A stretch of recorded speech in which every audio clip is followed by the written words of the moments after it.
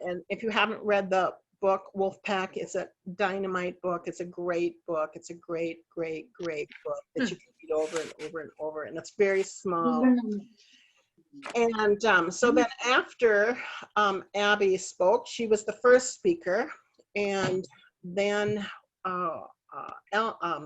Glennon Doyle spoke at the very end. And this is how I try to do my very best of remembering how dynamic and it shifted the contour of who I am. She came out in her skinny jeans and red high heels, and she pulled up a chair almost to the edge of the stage till she almost looked like she was going to fall off. And she sat down and leaned forward. And Glennon knows how to be a storyteller. Oops, I better shut that off. To be a storyteller, and she gave this. The first thing she did is she gave this dynamic talk. And the dynamic talk, I remember her saying this. She has 2 kids, and she went down. She has a son and a daughter, and she said she went downstairs. And she says, "Hey kids, you want something to eat?" And she says what she noticed was astonishing. And the first thing she noticed is that all the guys looked straight at her and said, "Absolutely, I want some food. I want some food. I'm hungry for pizza. I'm hungry for this. Would you get me some licorice and M&Ms and all this stuff?"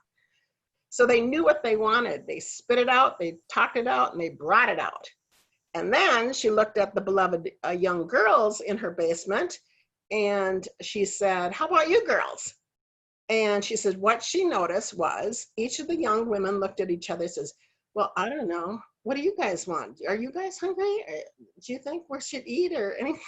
And she says all of a sudden, some mystical happening. Someone was the reporter of that whole collective that says, "No, I don't think so." And she said she went upstairs after that experience and wondered why. Wondered why it was that she could ask these young boys, "What do you want to eat?" "Yes, I'm hungry, and this is what I want to eat, and this is where I'm going to go, and this is what I want," and da da da da da. But the young girls didn't look within themselves. They looked at each other and had this little discussion about, "What do you want to eat? Are you really hungry?" Because the women didn't know anything. And so then she started talking about how she realized women were tamed and trained and held back.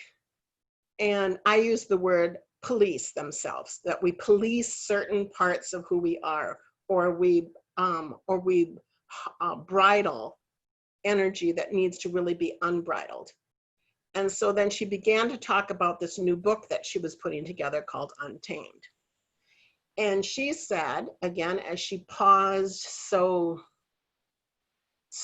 powerfully, and she said, "And I want you to know that I'm here to help every woman that I know become untamed." And of course, the 3,000 women that were there went, "Yeah, yeah, yeah." And I've got some unbridled energy, and my daughter's, my oldest daughter kind of is more holding back, she contracts. And I just kept on going, "Yeah, yeah, yeah, yeah." She goes, "Mom, calm down." She actually was taming me, "Calm down." And then of course, Abby came out into the audience, and I just started screaming hilariously because Abby was there. And I got to high five her, and I kept on screaming, "Oh my God, oh my God." But I knew that I was going to go home immediately, which I did. And I ordered myself a book called Untamed, and I ordered my daughter a book, Untamed, that was going to be autographed by Glennon Doyle. So when we got the book, I began to read the book. And I did ask the question as a 66-year-old woman, am I still tamed? Really, am I still tamed? Am I still caught and tangled up in some type of restriction of still tethered to that somehow? And as I began to read the book, because I thought, oh, this is just another book about women's liberation and just one of those other books.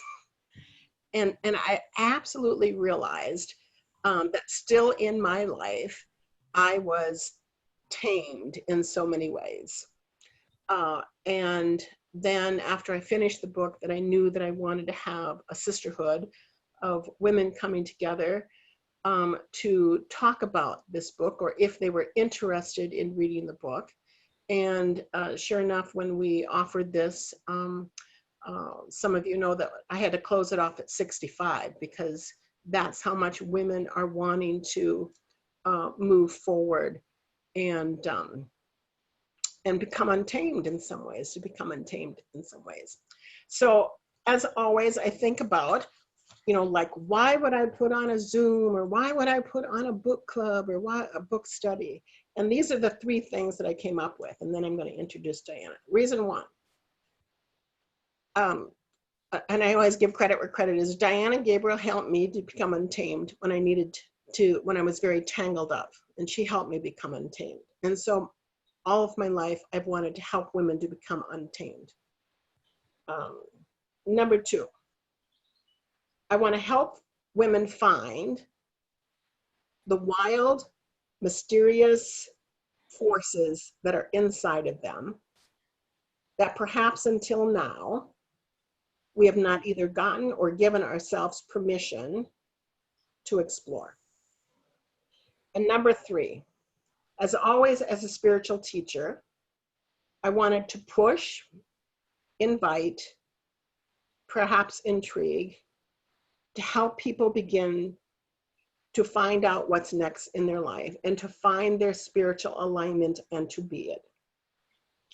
So those are the three reasons why I came up with wanting to do this, as well as most of my life wanting to, as I built the Hope Interfaith Center and connected with women, is that I wanted to help them be in that full expression of their divine alignment with their truth of who and what they are, and to bring that out to the world. And so I did ask Diana Gabriel to speak to us today about the first part. I know some of you have just gotten the book, some of you have not read the book yet, some of you are beginning to read the book, so don't worry about any of that. If you did or didn't, or just read part 3, you don't have to worry about that, just let that go. So I asked Diana if she would talk about the first parts of what I felt were important. I hope you find them important. I think first we need to understand, have we been caged? How do you know you're in a cage? How do you know you've been tamed? And after you find out if you have been caged, how do you get out of that? How do you begin to get out of that? And so Diana agreed to talk a bit about those two things. So Diana, my friend, my peer, my love, an empowered tigress and cougar, I give it to you, Miss Diana Gabriel. So to start with, thank you. I've been quite excited about this book, and have been excited to talk to other people. I did a YWCA alumni conversation a couple weeks ago around Brene Brown's podcast with Glennon. So if any of you have not gotten the book yet or had time to read it, at least do the podcast. It gives you a context for thinking about this. So Janice gave me 4 questions to shape my comments. And the first one was looking at, how I interpret it as, how did we get here? And for myself, I believe that I always was on that edge of questioning. I think I came out of the womb questioning things, much others' distress. I was a black sheep of the family, wanting more for myself. I was a striver, a risk taker, always wanting to learn. And I was blessed in my early 20s with some amazing experiences with some very wise people who helped shape that into, who I am today and to make it okay. And I was an early feminist, way early in the movement. And I found that feminism provided me a language to articulate my thoughts and feelings and experiences. But at the same time, becoming a strong feminist really cost me a lot. It cost me some social capital of not being accepted into groups of women who were more comfortable in their lives, because I would ask hard questions. And there often throughout my life, I thought, why do I have to just bring this stuff up? But I also know that I'm called and compelled to just do that. So in reading Glendon's book, there honestly isn't anything new in the book that the feminists of the 70s and 80s did not write about.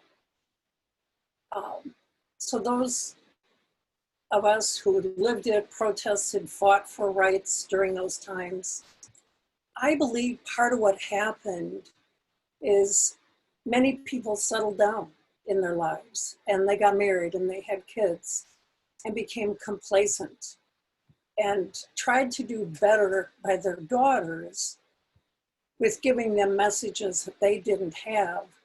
But at the same time, I think we raised a whole group of young women who were complacent, who thought that things were okay. And in that way, I think that we failed with that, because when you look at who are the rabble rousers now, often it's the next generation of women. When Sheryl Sandberg's book came out, Lean In, I tried to get a book discussion going because I just thought it was so hot. And I was so dismayed by the number of women who showed up to the discussion that seemed to be unconscious or in denial about the issues that Sheryl was raising. They just didn't see that it applied to them. They, in Glendon's words, I would say, were caged or were just comfortable with life and didn't see the bigger picture. So here we are today with Glendon's book coming out, raising very similar issues that have been raised before, but she does it in a really raw and authentic way. And I think we're also primed to wake up. I think this administration has helped us to be primed to wake up. There may be other parts in the universe that have primed us to wake up. But the part that's exciting for me is that I think that there's more and more people waking up again. So in some ways, the timing is everything, when you bring issues forward. And I think about, what are some examples of ways in which women that have woke up are making a difference in the world. And this pandemic, interestingly enough, has highlighted some of those. Some of the most effective countries in managing this have been under women's leadership. The Prime Minister of New Zealand and Iceland and Norway, the head of state of Denmark, Chancellor of Germany, the President of Taiwan. So there are some women that have broke out and become untamed and are putting their power out in the world. But the risk and the danger of becoming untamed is that it disrupts the status quo, because what women are seeking, or racial justice is seeking, is to have power or say in things. And that's a disruptor. And the other piece is we need to own that. One of the more powerful examples in my life we were having some unrest at a place in which I worked, and the women were being criticized. And one of the more articulate women and awake women in our group said, all we want is to have power and a seat at the table. Well, back when that conversation happened, it was, shocking, but it's true. And that's how some of the change comes about. One of the things that Glennon says, and I'm going to mix some of the things that come out of her podcast because she says them in the book, but not necessarily in the same order, and I am reordering things a little bit. But one of her basic tenets is that there's no such thing as a one-way liberation. It's disruptive in waves in all areas of your life. You can't just pick one little area and think that that's the part that's going to work for you. So a question is, how does one recognize that they've been caged or tamed? And so I'm going to pull out some of the things that I thought were words of wisdom of hers, is some of our behaviors.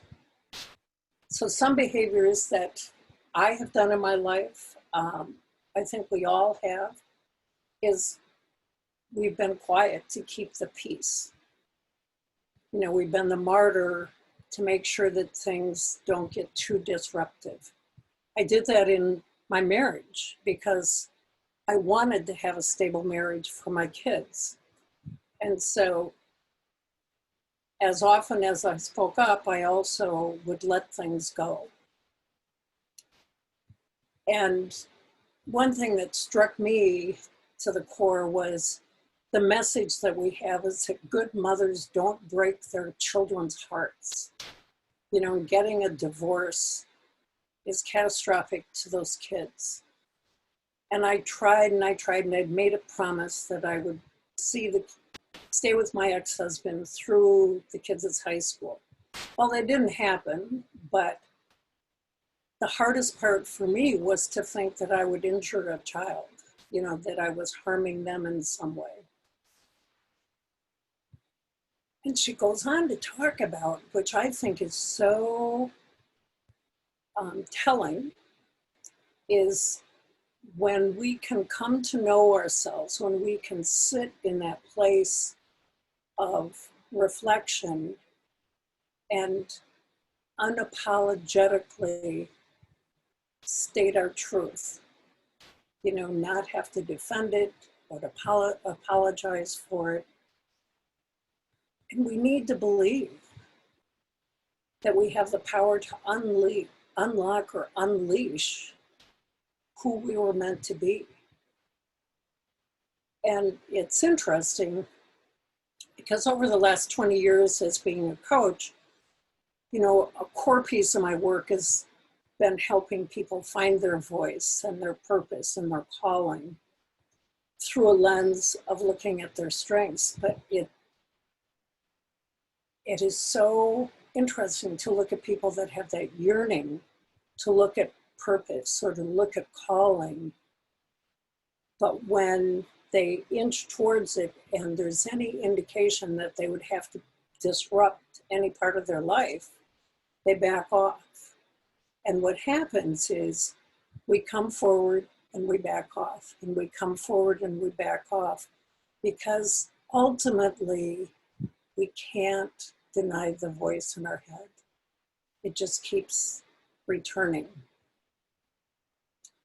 So when you think about, or how do we know if we've been caged or tamed, the reality is we have to re-examine everything in our lives. And it isn't about that we need to change everything.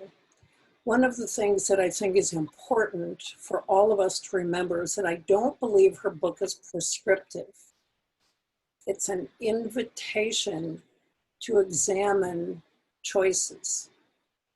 And real power comes from, having examined all the choices that are out there and then choosing what the piece is that you want or don't want. And so I want to be real careful about that, because you can become overwhelmed with this book if you think it's prescriptive, because she does kind of bounce all over everywhere. But this is her process over years, and you're reading it in a condensed form. And so part of that self-examination for people who have children is coming to believe that we don't need to save them or shelter them. What they really need from us is to be the role model or example of bravery. And I can tell you, during the years that I went through my divorce and the early years afterwards with my kids' anger and acting out, I would not have agreed with that. But as they've become adults and moved into their adult life, they both have come back and reaffirmed that that was absolutely what they needed to have me do. So you don't necessarily get it in the moment. I did angst with that for years. And another aspect of that parenting piece that she talks about, and I think is so important, is that we become a responsible parent when we stop being the obedient daughter. When we're living the life that our mother wanted us to have or to be, or the way things should. My mother was horribly disappointed in me and never really recovered, because her vision for her daughters were to live a life like she did.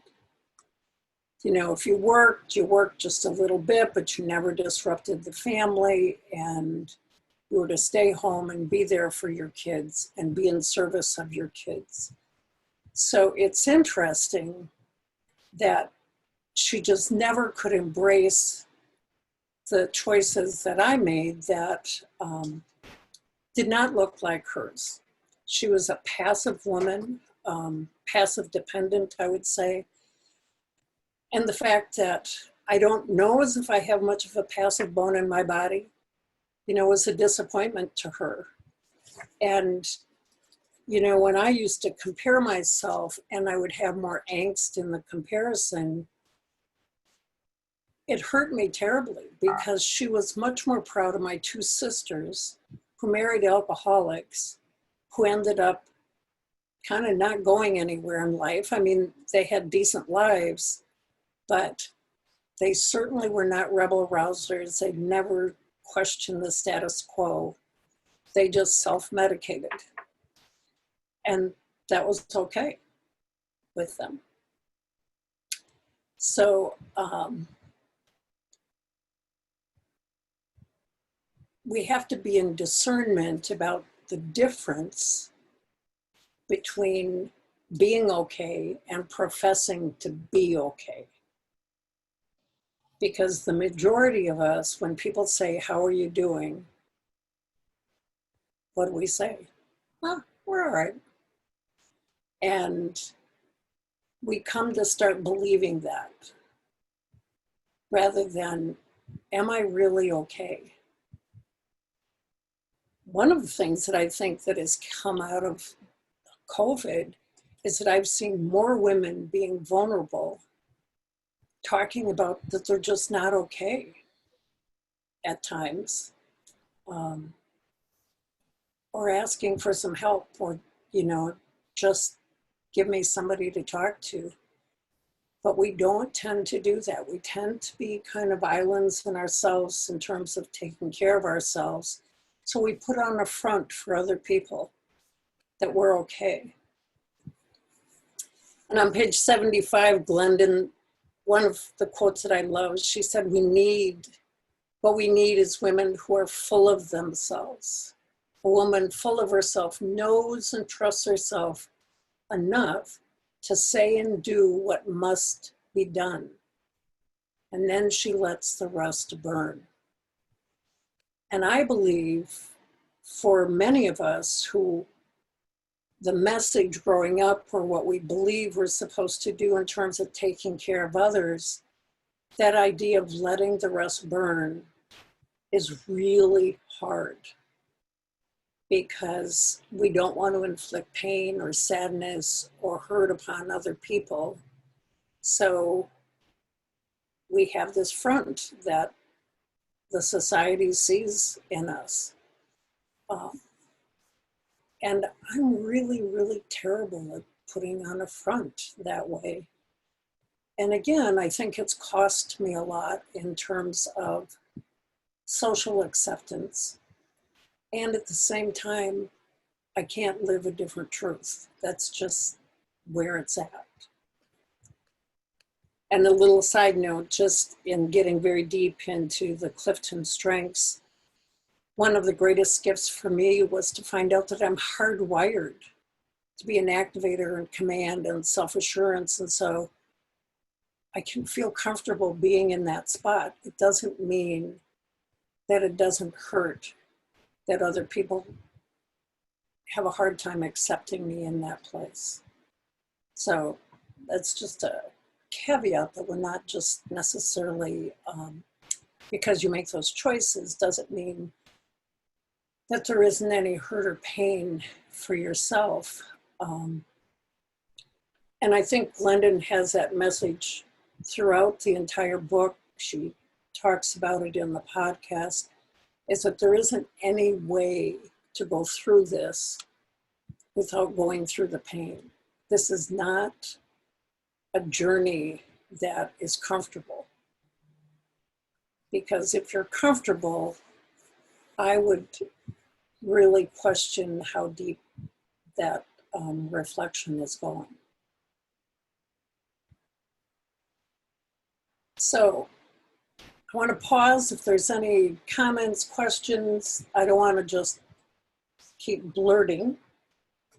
And I have more to share. But does this resonate with people or not? Or Does anybody have any comments? I have a question, Diana. So how you said if you're comfortable, then that means, you know, you can be doing more reflective work. Do you have like one or two go-to questions that you either ask someone else or that you ask yourself to get a little bit deeper into that reflection? that is a great question. And if you hold on for just a little bit, that's the next part I'll go to. Oh, thank you. And I'm not saying to not have comfort with your life, but I'm talking about when you're reading this and reflecting, if nothing comes to mind whatsoever, you know, I just kind of have to wonder, and it's just a wonderment, if everything is that neat and that tidy. And I also know that I've been accused of self-examination a bit too much. You? Thank you so much. It's powerful hearing you speak. Thank you. Hi, it's Lynette. I just have one comment Yeah. about that not getting to that deeper level. I think that as women, we just tend to do this whole bunch of denial and cover up stuff. And if we can just keep denying, then we don't really have to feel what we really need to feel to move through and get to the other side. And I just think that's something that's really ingrained in us as we grow as well, as just, oh, poo-poo it, deny it, cover it up, and it'll be fine. Just a comment. Well, I think that you're spot on with that. And we've been taught that both verbally and non-verbally, right? Because what are the comments that we hear when people have said things to say, you know, did they have to say that? one example that I give of my parents at their 50th wedding anniversary, they stood up and they actually claimed that they'd never had an argument. And, you know, us kids were kind of looking, and they never did have a verbal argument that we were aware of. But my father would go into silence for up to a week. And my mother was a door slammer. You know, when she was in the kitchen making dinner and stuff, she'd slam doors. And then when whatever was passed, then things kind of settled back down. But to bring things to the surface and examine them, and it isn't examine them that you have to change it, it's just examining is, do you feel like you've been in full choice about this? So Janice did ask that question of what are the steps of opening the cage and walking out. And one of the things that also is a theme through Glendon's writing, and, you know, you subscribe to her on Facebook, she does frequent posts, but it's about the truth telling. And it goes back a little bit to what you just said, Lynette, is that instead of just making things okay, we start to tell the truth. And, you know, sometimes that's just a little bit at a time. If somebody says, are you okay? For you to be able to say, not really, it's been really rough, to, you know, bigger issues. And this is a place that I want to do a little plug for Brene Brown's book, Braving the Wilderness. Because when you are brave and you are a truth teller and you start feeling compelled to speak up about things, you will get a lot of flack. And she talks about, in order for us to feel grounded in doing that, you have to have a strong back, which are your boundaries. You have to have an open front, which is you listen to others, you take it in, there's discernment. And then the wild heart, where you go out and you speak your truth, and you speak the truth that's on your heart and mind. And one of the things that she emphasized so much, and she calls them haters, that you will be haters. What I found over time is I would have critics or people who just kind of very politely shunned me. They just, you know, kind of ignored me. We could be in the same space and I would know them, and they wouldn't even acknowledge me.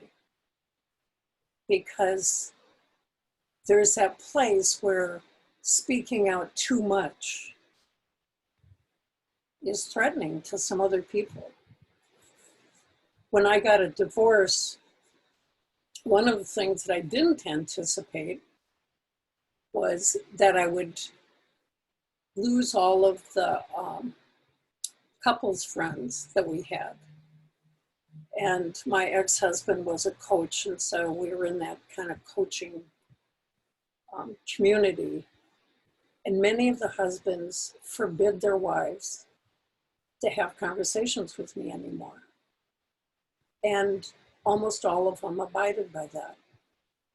And for me, it was shocking, first of all, that I'd be that threatening to these guys, and that their wives would comply. So we would be at sporting events, you know, because our kids were in the same sports, and literally they would turn away from me and not even engage or acknowledge me. And, you know, those were some hard realities, that they didn't want their status quo upset any more than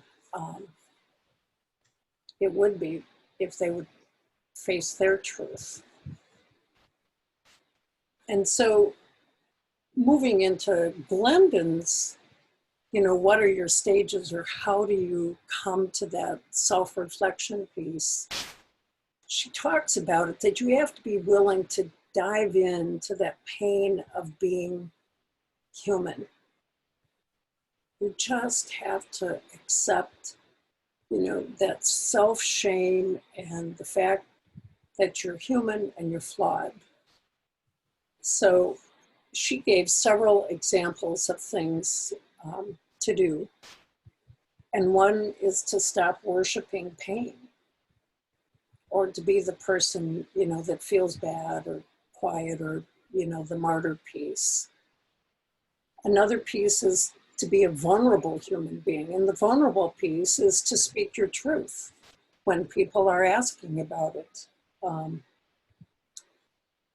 And believe me, that can be so hard, because even as friends, sometimes when you speak your truth, they're not aware of those things going on too. And you can just kind of put a pause in a conversation and people go, oh, okay. She talks about living a wholehearted life. And the wholehearted life concept, again, is a Brene Brown concept. And I'm going to read you Brene's explanation rather than me trying to tell you. Wholehearted living is about engaging in the lives from a place of worthiness, where we feel worthy. It means cultivating the courage, compassion, and connection to wake up in the morning and to think, no matter what gets done and how much is left undone, I am enough. And there's very few women that I know that truly, at the end of the day, truly feel like they're enough. And in going through this self-examination or discernment, you need to accept the fact that you will lose people in your lives or relationships. There will be a loss. You don't change many of these things without the loss of something. And, going through this, reading this book, and in the time of COVID, that may be even harder. And if I were going to do a plug for another one of Brene's podcasts, David Kessler does an excellent, excellent podcast on finding meaning in this time. And he writes about the loss, because it's the first time in our history that we have had a universal loss across all human beings. And the simple things of loss of routine, or the loss of touch, or the loss of the ease, of having a glass of wine with somebody. And part of this loss piece that they talk about, and I think is critical, because Glennon talks about this too, you can't do anything about any of this if you don't name it. So first of all, you have to accept the fact that you have some loss in your life. And then you can feel empowered or be empowered to do something. And another podcast talked about, and I think this is so true of women, and women, especially women like yourselves, who are smart and think about things and have had some success in your life, is that we feel shame about the feelings we have. So an example of that is, if you have a home and you have enough food and you're comfortable, we feel shame about feeling lost or feeling bad, rather than just saying, those are my feelings today. And so we have to eliminate the shame and acknowledge the feelings we have in order then to deal with them. We are so hardwired to feel shame about stuff that we stuff it and we stuff it. And that's what makes this discernment really hard. really hard. Because sometimes the shame says, well, you should know better. Or you do know better. And so why are you doing this or that when you know better? And then she talks about you need to make conscious choices between pain and joy. Or I would say pain, joy, status quo, because you need to become intimate with feeling your pain in order to be able to discern the pieces that you want to keep, the pieces that are fulfilling and work for you, and the pieces that you may want to change.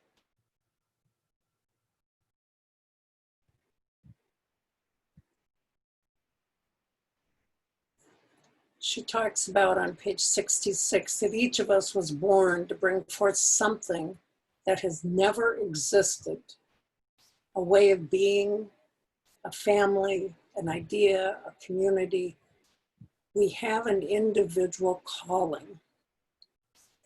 And that's part of what I think women have this restlessness for and the yearning for, but we don't quite know what that is or how to wrap our hands around that.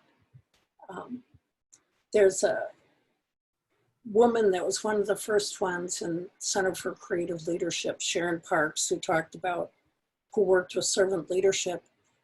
And she talks about that we are all born with a gift or a calling. And if we don't bring that calling to life in the world, it's lost to the world, because each of us have our own individual gift. And I think that's a part of what Glennon is talking about, is you were born to bring forth something. And Strengths talks about it is that there's some gift that you have, something that you do that's better than 10,000 other people. So what is your one thing? What is that thing? And that's a piece that I think women often are a little uneasy about pursuing, because you wonder if that's going to disrupt too much of the rest of the life. And it may, and it very well may not. And Janice and I have known each other long enough that we know that you ride that wave with people who are important to you, because if you're clear and you stay on your path, it's not always easy to navigate the relationships around you. And you make choices along the way. Any question or comment about the calling piece as we...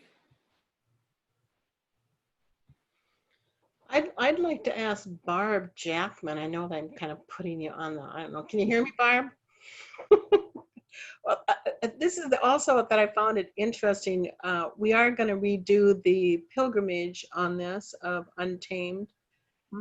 But I thought it was interesting because the first 5 women who signed up for that pilgrimage was around the age of 70 or 60. And I thought, wow, isn't that interesting? And felt like, are we still, again, that whole thing, are we still tame somehow? Because I'm always reflecting and self-reflecting. And Barb, you had said about, like, you thought the same thing I did, that, oh, this is just another book, and So what grabbed you? Because you wrote me an email and you said something within that book grabbed you and continued to grab you. What was that for you? I believe, like what Diane says, it's Glennon's, her ability to write raw. It just was like she was saying things that I wish I had heard 60 years ago. And yet I wonder if it made a difference when I was growing up.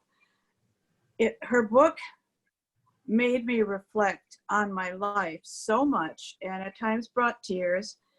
And at the same time, I thought, wow, I kind of stumbled through life and did some right things. It just was an exciting book for me, and yet it brought a lot of pain and, like I said, tears as I reflected, as I'm one of those beyond 70. So I've lived a lot and thought there are places I still feel caged, and that's kind of what brought tears. And again, as Diane's been speaking, I thought, oh my gosh, I'm still hearing my mom's messages. Don't make waves. What will people think? And it still stops me. And so Glennon's book kind of is inspiring, but I still feel that hesitation. Go forward, go back, speak up. No, you better not. Write this out. No, don't write that out. It's very frustrating for me, but I found it like a breath of fresh air. I haven't read a book like this in a long time. And that's all I'm going to say. It was exciting. It made me weep at things I could have done, and yet I'm still here and thinking, oh, are there still things I can do at my age? And believing I can. I'm not sure what, but yeah, just a powerful book. And I want to keep buying it for, this sounds horrible. I want to buy copies for my nieces, but I thought, oh, that could really change their marriages and their lives, and maybe I shouldn't do that. But I think, so I don't want to rock their boat, and yet I do. So it's interesting how I'm going back and forth on that. As usual, it's my mother's voice, and I love my mom, but she had those messages, to be nice. And I honestly, there are certain things I want to do, and I thought, oh, what will people think? I have to be this nice, quiet little woman. So Glennon's pushing me to be untamed, and I want to be, but it's scary. Well, absolutely. And I think that, especially if you follow Glennon's weekly or daily stuff on Facebook, one of the things that I think is so beautiful about her is that she struggles all the time. She's written this book. You would think she has it together. She doesn't have it together necessarily any more than any of the rest of us. Being untamed is that pondering and that struggling. And, when you have these voices, anytime you have a voice that says should, that should be kind of like a Perkins flag of some taming message of some sort. And again, it isn't like a Ouija board that tells you what to do, but it is something to ponder with that. She talks about listening to a whisper. And that is something that I have done my entire life and had no idea that other people didn't do that. There was always this whisper when I was to change a job or to move or to do something, because I've always, for whatever reason, had a belief that if somebody whispered this to me, that meant that I was supposed to do it. And we need to sit and be quiet to listen to that whisper.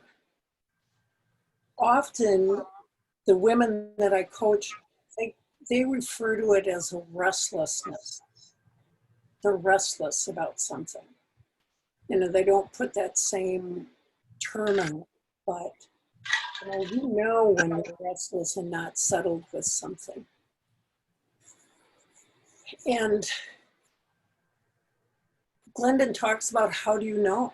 How do you, when you have these whispers, or how do you know what to listen to and what not to listen to, and what's important and what's not important? And she talks about that there's these moments of uncertainty that arise. And you need to just stop and take a deep breath and turn inward and sink into them. Feel around for the knowing in it. And then do the next thing that nudges you forward. and you let it stand.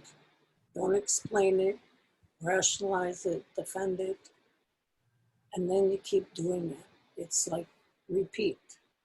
Because there's a whisper and you take little risks. Maybe it's in speaking something, maybe it's in doing something, but there's something. There's this incremental awakening that can occur.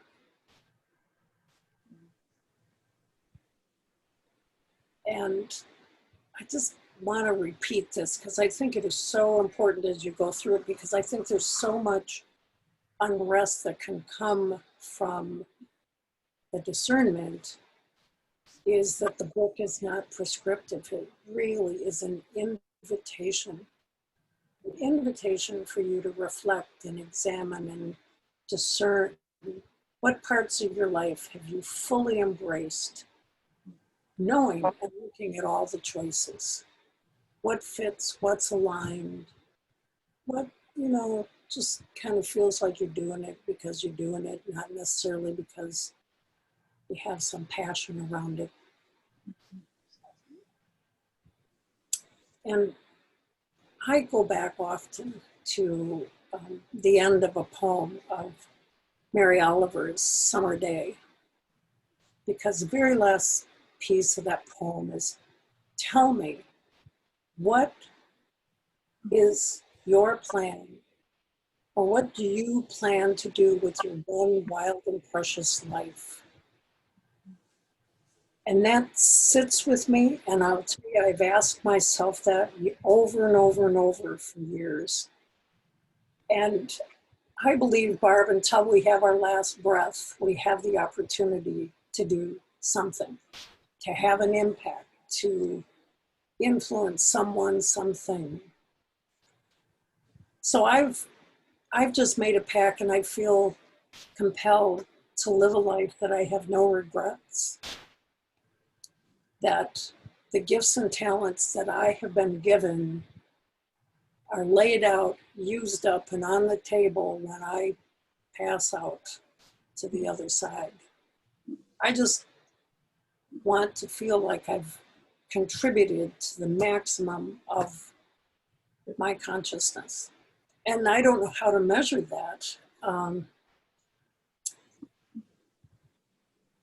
And I think that's interesting, because I think that women tend to compare, like, what is their measuring stick? And they might measure it to what other people think they should or should not do. And then they're not doing enough, because when I ever read an obituary that is a page and a half long, I think, like, oh my God, I better get going. So I think it's that internal measuring stick versus, and knowing that I have done enough, that I have done enough for today. And I think that's what we need to really watch about where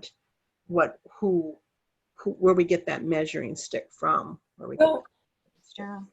Glennon makes a statement on page 74 that I think is a primer for that piece, because she said, what kind of life / relationship / family / world might I have created if I had been braver?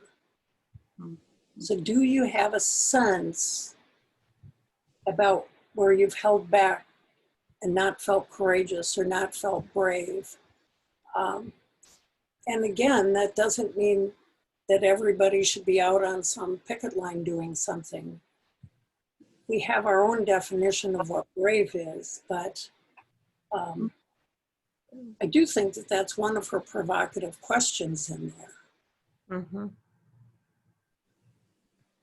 For me, it was really interesting. Most of you won't know me. I only lived in Mankato for a year and a half while I went to graduate school there, and I'm from New York, so very different culture and communication style. And living in Minnesota was very difficult for me the years that I lived there, because I grew up in a much more direct, open place, and people in Minnesota would often take that as very offensive and aggressive, even when I thought I was saying things for me very sanely. And I tamed myself a lot as a result of struggles I had living there. And I don't regret that, because I think a lot of the things that I needed to tame, that I chose to tame as an adult, there are certainly ways I tamed as a woman that I relate to this as well. But there were ways I tamed myself as an adult where I was reacting from hurt and angry places.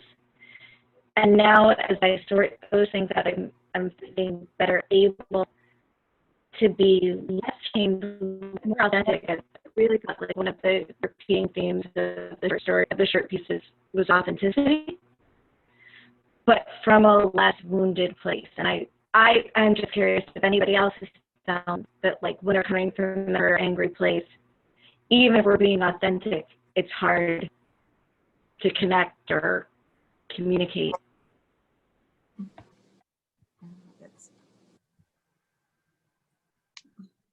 Well, I think people are afraid of authenticity.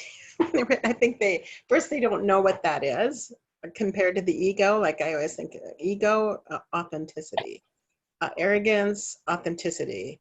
And to me, the spiritual teacher, authenticity means this full expression of your divine, spiritual, holy, cosmic, intelligent, powerful self. To me, that's, and I guess we all get to define it however we want to define it. So when I work with people and work with myself, I always, is this coming from my ego mind? Is the authenticity of what I want really coming from my ego mind?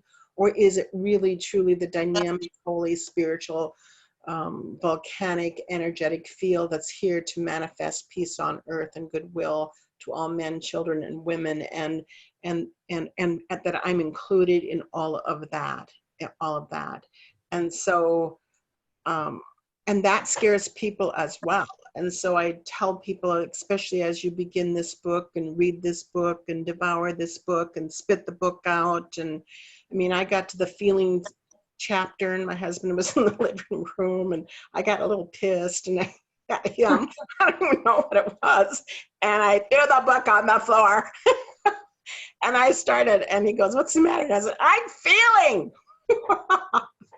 And I didn't even know what I was feeling at that time. And so I think this is going to be an interesting, I want everyone to feel their expanded sense of self and all of that energetic field and how you bring it out there to create and bring peace and excitement, whether it's to you or the world, or because to me there is becoming this sonic boom of possibilities right now. We are, Diana, just as you said, I think this book is so apropos at this time, at this crossroads. And I believe that the crossroads is that we are now able to set what doesn't serve us and what doesn't serve humanity and what doesn't serve right now, as not that we turn the corner, we're at a crossroads. And so what is I call it third dimensional energy fields, thoughts, behaviors, set them down. What is a people, person, thing that doesn't support the me that is now finally coming out? What even food, what atmosphere, people that will not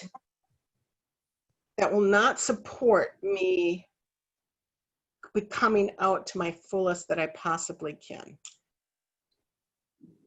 And so I don't know what your take on that, Diana, is like, for me, my authentic, true, cosmic, energetic, wild, mysterious self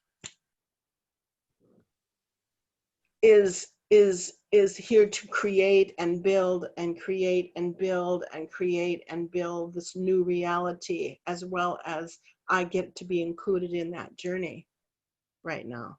So how would you help people decipher, discern between the ego and this dynamic spiritual self? I don't know as if I or you can help people to do that. It's really their own willingness to go deep into their own reflection and examine their pain and examine that journey.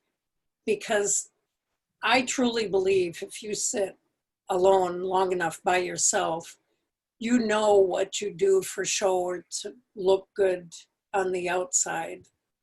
And I think there's that whisper of what I was meant to do, to give, to be.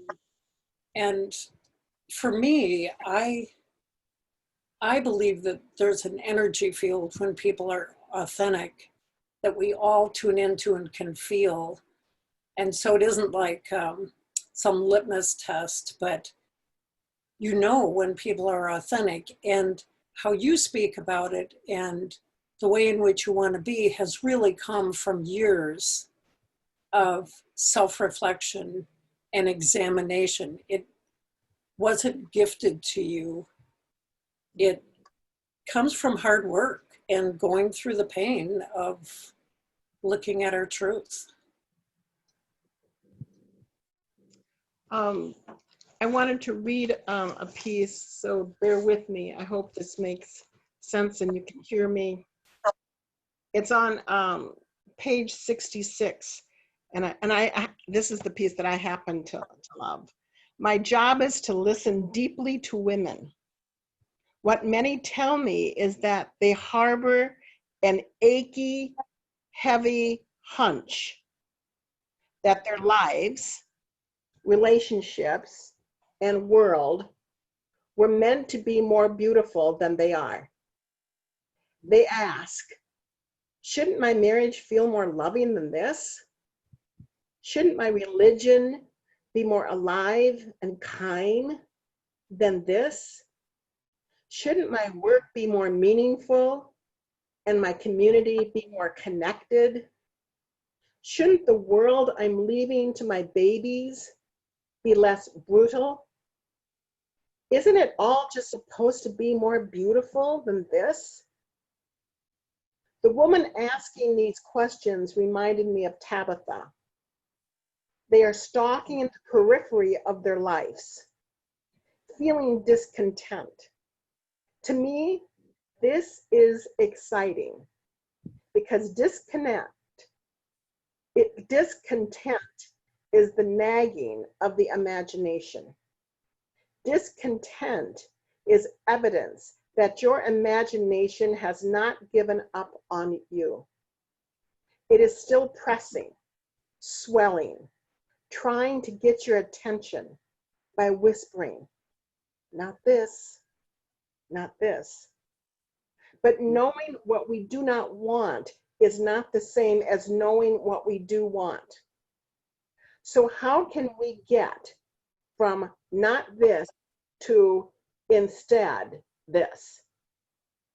How can we move from feeling discontent to creating new lives and new worlds? In other words, how can we begin to live from our imagination instead of our indoctrination? Language is my favorite tool, so I use it to help people build a bridge between what's in front of them, what's inside of them. I have learned that if we want to hear the voice of imagination, we must speak to it in the language it understands. If we want to know who we were meant to be before the world told us who we should be, if we want to know where we are meant to go before we were put in our place, if we want to taste freedom instead of control, we must relearn our soul's native tongue. When women write to me in the language of indoctrination, when they use words like good and should and right and wrong, I try to speak back to them in the language of imagination. We are all bilingual. We speak the language of indoctrination, but our native tongue is the language of imagination. And when we use the language of indoctrination, which is shoulds, shouldn't, right, wrong, good, bad, we are activating our minds. That's not what we're going here for, because our minds are polluted by the training we have received as women. In order to get beyond our training, we need to activate our imaginations. Our minds are excuse makers. Our imaginations are storytellers. So instead of asking ourselves what's right or wrong, we must ask ourselves what is true and what is beautiful for us and for the world. I love that. One of my favorite poems is The Invitation, that I think piggybacks with that real well. And I sent it over for them to send that on to you. I regret that I need to leave. I have another meeting that I have to hop onto, but thank you. And Thank you. I wish you well in your journey. Thank you. Thank you, Diana. Thank you. Thank you very much. I just want to open up the floor to anybody who has read the book and that they were kind of moved into this wild, mysterious, energetic field, and what it has been moving you to or towards or in, if anybody would like to share at this time. Well, can you hear me? Am I on mute? This is Barb. No, I can hear you. We can hear you.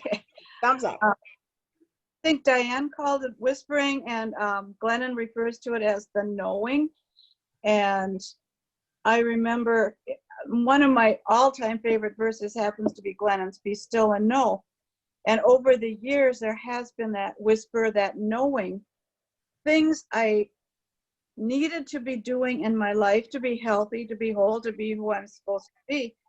But so often it was those rules, those indoctrinating rules.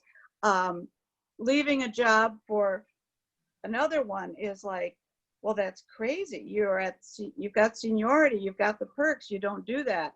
And to explain to people, but this is what I need to do, and it's that deep knowing that I struggled with others. So reading this book affirmed that. Keep paying attention to that inner voice, that inner knowing, even when no one else gets it. And that kind of affirms some of the decisions I've made in life that I still question. And yet I've loved what I've done. It's been scary.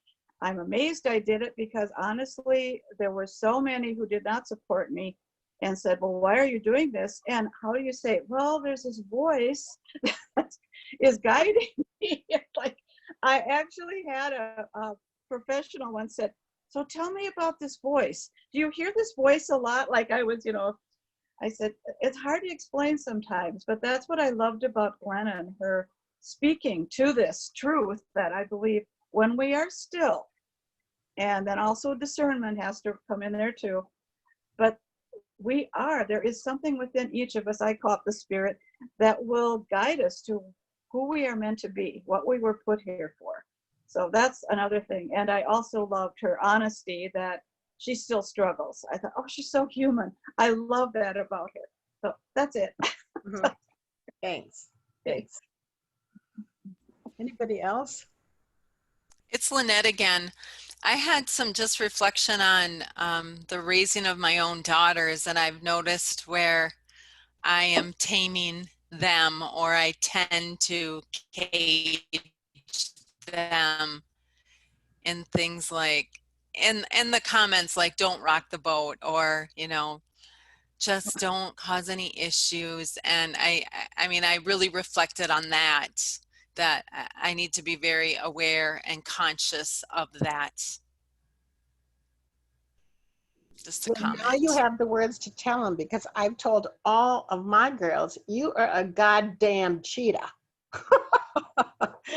because they each have their own profound fields of interest. And and so I think, Lynette, I also, as they were being raised, I tried to tame them and think, well, you make more money doing this than if you became a social worker. Or especially my husband, because he said, like when somebody talks about that their son is a orthodontist and he makes over $100,000 or a six-figure job, I think like, okay, so what do I talk about my kids? And I said, oh my God, they're volcanic beings of love and light out there, moving mountains in so many ways. And so, I mean, as soon as I got that book, Amy and Janelle knows that I came to them and set up on Janelle's wearing a shawl because I gave him cheetah shawls. And I said, don't you forget, I am 66 years old, trying still to remember I'm a goddamn cheetah. And I want you to know that earlier than me. And so you can absolutely give your types of words to your daughters and say, you brilliant beings of white light, go out there and crack open ceilings and crack out the eggs and move forward in that dynamic, energetic field. Because right now the world needs are the full expression of the truth of self. The full expression of the truth of self, and then the magic not only begins, it booms. And so when we're seeing all this out on the streets, when we're seeing people saying, absolutely no more, all of this stuff that's going on, it's not gonna go away. So when people said, oh my God, I'm like, is the next shoe gonna drop? You damn well it's gonna drop. Drop. It needs to drop. I like you, Jean, because you're laughing. Jean and I go out and we get a little, woo. Hey, Hope. Yes. This is Wendy. I just want to say I loved also about that, be still and know. And that, how we sometimes how she says, don't poll your friends to get their opinion. Don't go on the internet, don't look to a book. It's like we all know what's inside of us. And I think that was a good reminder. And I also loved, I thought on page 52 where she says, pain is not tragic, pain is magic. Love it. And I love that. I love that of, first the pain, then the waiting, and then the rising. And I feel like that's kind of been my journey, for a while. So I feel like I'm finally rising. But I just loved how she said that. And the worst thing is, what scares me more than feeling it all is missing it all. And I think that's, and I think what I struggle with here too is not having kind of someone, I think it was Barb was talking about that, or somebody was talking about that, not having kind of a community that you can really feel like you can be open and honest. And I have to talk about my feelings in order to move through them. And so I don't really stuff stuff. I have to talk about it, and then I'm fine, and then I can move on. But I think it can be frustrating if you don't have that community of men and women to be able to kind of talk. But I love that on that pain is not tragic, it's magic. So that was I like that. Mm-hmm. Yeah, that's good. That is Yeah. Hope, mm-hmm. I'd like to just add something. For especially those younger women that are out there, if you have good, strong, powerful, bright, competent women to walk through your life with you, some of this stuff isn't very new. And if you've got those people to walk through life with you, and I feel very blessed that I've had that in my life. And so go for it. That's great. Would you tell anything different to your younger self, Laura? Like if you could tell your younger self anything, would you tell her anything? Well, where I am now is different than where I was. And I think part of that is just because of growing as you age. And I don't know. I don't know if you can go backwards. I always think of life kind of being like a step ladder. You take one step at a time. There's no way at 18 could I be on where I am on my ladder right now. And I've done that with my 3 daughters. Just, I think we grow in stages, and but where I am, I don't feel like I'm Pollyanna about that, because certainly I have my struggles as well. But my life feels so much cleaner than it ever did. I'm not groping. I'm not looking like I used to. So I don't know if that makes any sense. Mm-hmm. Mm-hmm. Yep. Thank you. Thank you. Anybody else? I have Oh, bye-bye. I have a question. Yeah. What did you want? yeah. I'm Uh-huh. sorry to join you late. That's okay. It's that book. I think I read it in 2 days, and I'm reading it again for the sake of this group. And every chapter in that book is so full of life. It's kind of like a Bible for me. And if I can indulge in a moment, for me, I'd be really grateful. I had to take some time to myself because I've been watching some of these protests and things, and I had some work outside, and that was why I was late. And part of it was I needed that peace and quiet, because the cheetah in me is still seemingly somewhat maybe buried. But I believe in what's her name? Caroline Neese talked about, I think it was her that talked about the 3 generations of volunteers on Earth right now. Our generation, 50s and 60s roughly, are the pioneers. The 30 and 40-year-olds are just maintaining something. I can't remember how she put it. And that their kids are the ones that are going to recreate maybe the new Earth.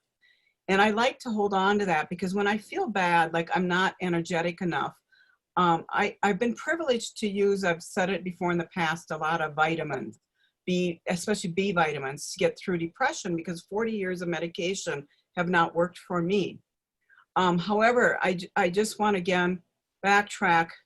An example of this, what I'm saying is that my son, at the age of 9 and 10, was the person who literally said, "I cannot breathe," when 4 adults would restrain him day after day in the school system. I witnessed that. I knew my son might be dead. I know that to the core of my being, and I had no energy to fight. And when I did fight, I was told I was a bad mother. The words were more, "You spoil your son, you must trust us. We know what's good for him." We are trained to restrain people. I was trained to restrain people at MRCI. The type of restraining we used was use the minimum amount of intervention, and do not restrain people with your arms, but do something to distract or make people safe. It did not include suffocating them. My son was suffocated, and he lived. So this whole protest kills me. It kills me because, and I've died many times. As I told my husband, I've died so many times. Death is nothing to me anymore. So when I read a book like Untamed, I go, thank God there's women who know and practice and talk and teach every single day. I don't know I have the strength to do this every day, Janice, like you do, but I believe something comes out of it. And there will be a time and a place where our format, I can speak more about some of these things. But looking back, I felt so powerless. And I believe I was powerless, because we ended up in court year after year, and they took Andrew away and so they could tame him. And he says to this day that recreated the human being he is. He will not be stopped. And I won't take any more time, but it's such a blessing to be able to join this group late and know that other people have the same heart, the same intention. And we can be peaceful or loud, we can cry, we can kick back and regroup. All of it has meaning and purpose, all of it. It does not, I think Glennon Doyle is an exceptional, energetic person, but I bet she has days when she can't be everything she wants to be too. And again, thank you for that poem. I know Diana Gabriel left, but that poem has been on my dresser for years, and it's just really, really good. But thank you for the time. Thank you for listening. Yeah, thank you, Gail. I never ever even crossed my mind, but I had a child in special ed, and we had our moments in we had, about the whole, restraining thing. restraining thing. Yeah. Interesting. And so that's what part of the stuff is what's going on is it's triggering memories that need to come up. It's triggering emotions that need to come up. It's triggering stuff within us to need to move forward. So thank you for sharing that. I think that's really important. It just like, it did something to me energetically right now. So thank you for sharing that. Thank you for sharing that. Anybody else would like to share before we say goodbye? And I just want to say thank you. It's so wonderful to hear so many different perspectives on the book. And I feel like one of the advantages, I'm not super young, I'm 44, but I'm younger than some of the women on the call. And to hear your perspective for me is also kind of a chance to make changes now that, you know, had you had the chance to read the book at a younger age. I'm single, I don't have children, I've never been married. All of that's been by choice.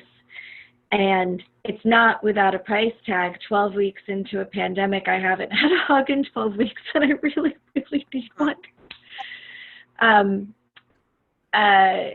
But when I think about my grandmothers and the lives that they had and the choices available to them and the ways those were tamed women, and they were cheetahs.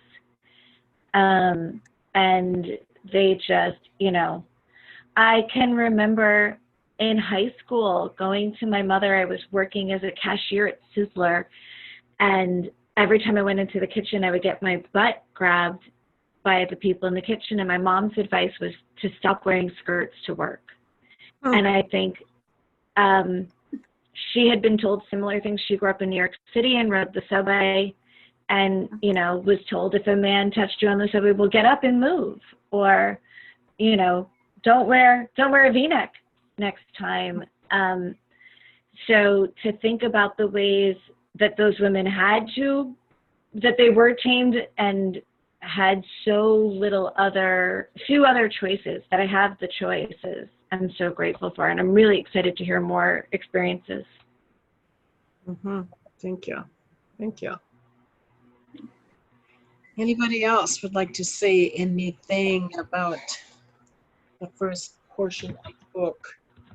I just thought you talked a little bit about the how this book is here and at this here and this now for a reason, and I was really struck by, while she was talking on a personal level about the imagery of things sort of having to burn and be down to ash to be left with what's true.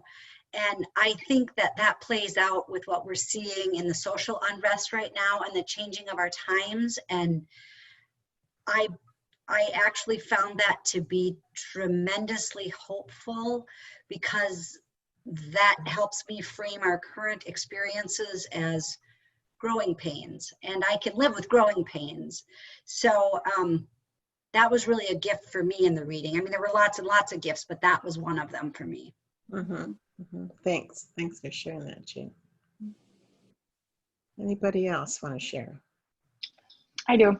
I just want to say, the whole time I was reading this book, well, up to page 77, I felt like I was plagiarizing thoughts. Like, everything that she wrote, and, you know, Hope and Janelle and Amy, you know, everything that's gone on in my life in the last 2 or 3 years, like, everything that I was reading, I felt like, well, great, now I can't write my story because somebody else just wrote it, you know, like, it felt like every word was so relatable, and, like, especially the chapter on feel, and, like, imagination. Like, there was just a sentence that just knocked me to the floor, basically, and I'm like, well, there it is. That's what I need to do. She's telling me, and I went to a therapist for the first time in my life yesterday, and at the end of the session, he's like, well, what do you want out of therapy? Like, what do you want? And I'm like, I don't know, but my gut's telling me to be here. And then I finished that chapter shortly after, and I'm like, I get it now. I have an answer for him. Like, the whole book so far just felt like I was writing it. Huh. It's bizarre. Mhm. Well, certainly it's not her story. It is our story. It really is a collective story. It's a collective story. You know, I wanted to share something. I picked up the book and was excited about kind of just the whole rawr cheetah untamedness roar, you know, and I think what's really fascinating to me as I've read through it is how much I'm discovering the meaning behind being untamed for me, and the bravery and the courage of this time is actually the opposite. And it's not in being out there and being expansive and being that courageous. That is, you know, I think very much what, I don't know, just is accessible in our ideas of what that looks like. I have heard myself very frequently in the last couple of days of just saying, this is what courage looks like. Actually, it's holding back. Courage actually looks like giving time. I'm in some pretty intense racial work right now. And I'll tell you that what it looks like is, it does look like lining the streets of a very quiet, peaceful rally in St. Peter. And then it looks like staying alongside the angst of very loud protesters in Mankato.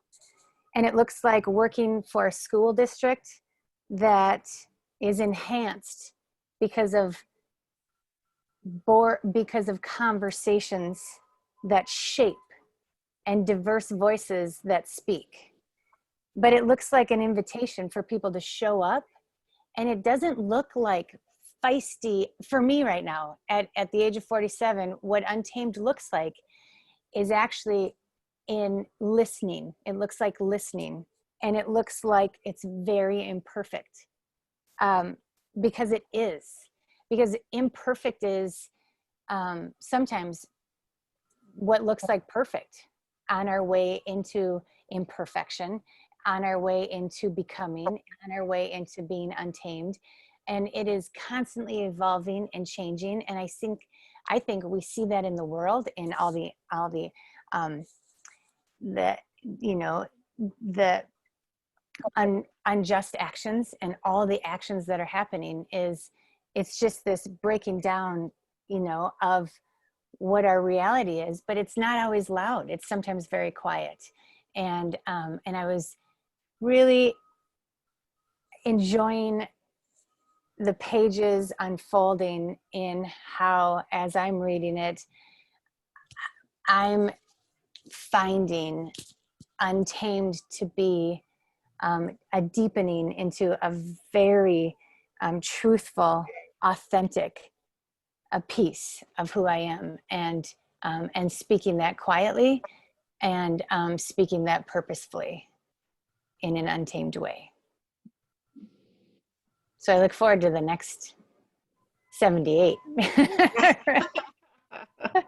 That's good. Thank you. Thank you. And I think we all have our pieces. I think we all have our beautiful pieces that feel authentic to us. That feels authentic. I think we get in trouble when we say you're inauthentic, and you know, whatever's authentically calling us forth.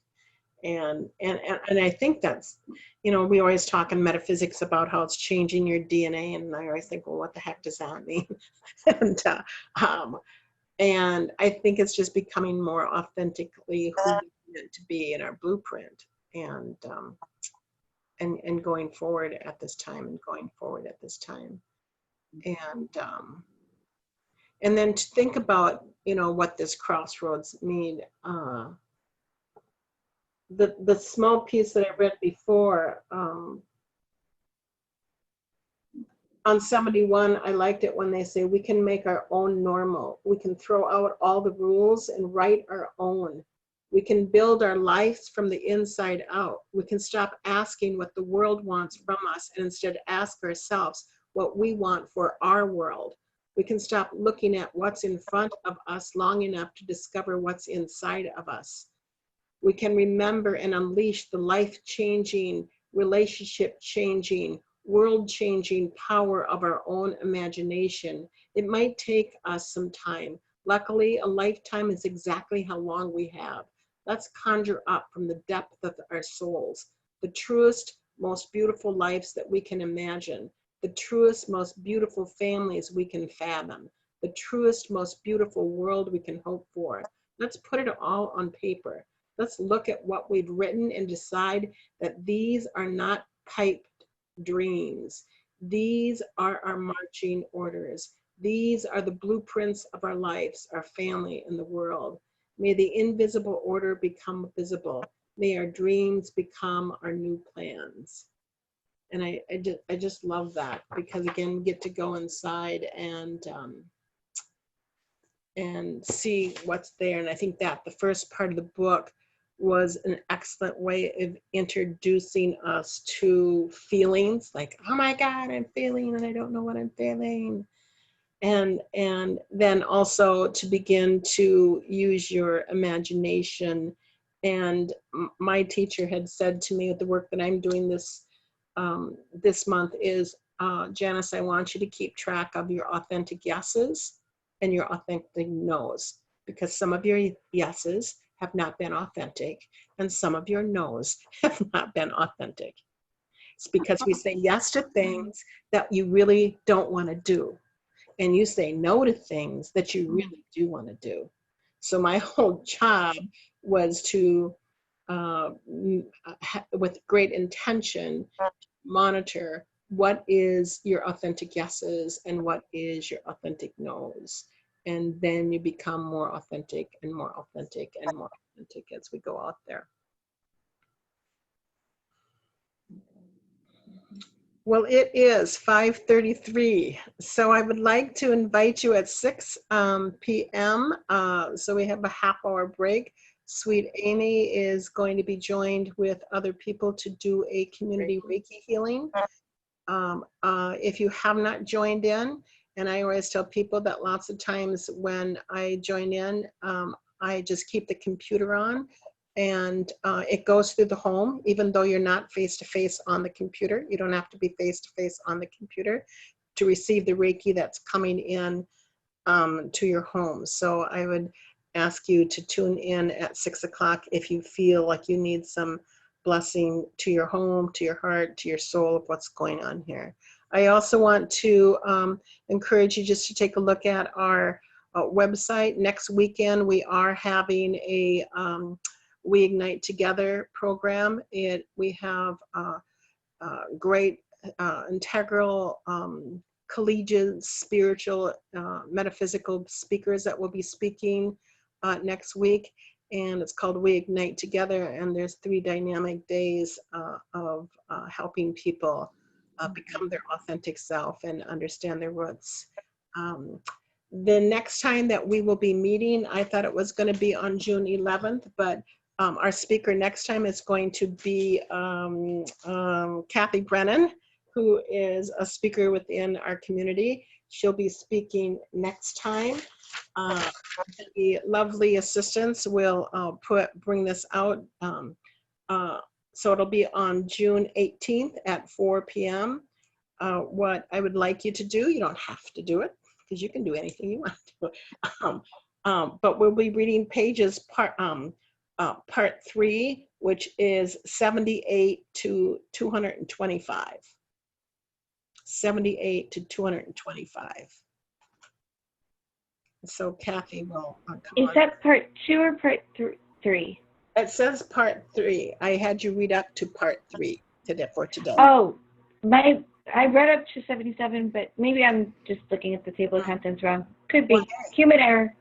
Yeah. So we'll be, and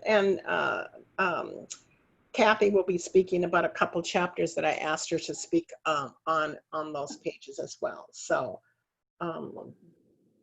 join us next time on June 18th at 4 p.m. Next Monday, we will be having a Zoom. We haven't gotten the full okay yet, but I do have a woman who's in law enforcement who is a, what is she, Janelle, again?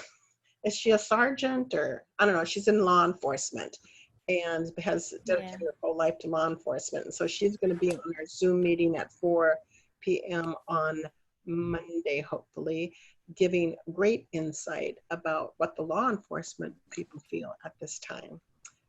She's got a lot going on there. So as always, I thank you. I namaste you. It's always a joy. Go out there and do your wonderful, great pieces here upon the planet. Namaste, everybody. And keep cool. It's going to be hot. Bye-bye, everybody.